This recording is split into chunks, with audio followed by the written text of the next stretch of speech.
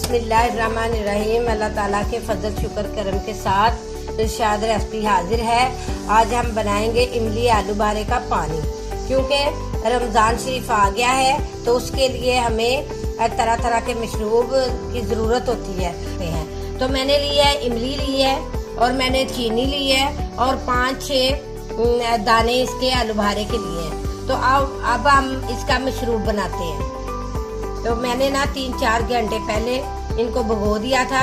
जैसे कि अब रमज़ान शरीफ आ गया है तो आप ऐसा करें कि 12-1 बजे आप इनको भिगो दें और रमज़ान रोज़े के टाइम जो है ना आप इसको इस्तेमाल कर सकते हैं।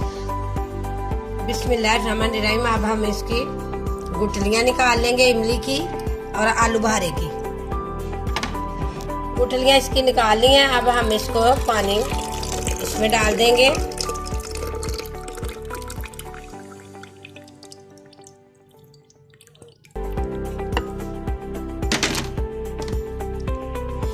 आलू बहारे की निकाल लेंगे।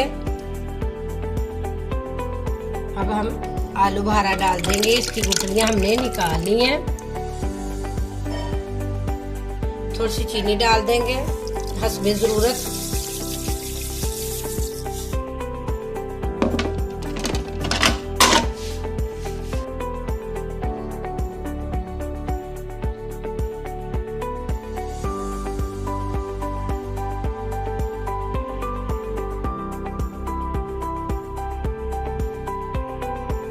अब हम पानी से भून लेंगे।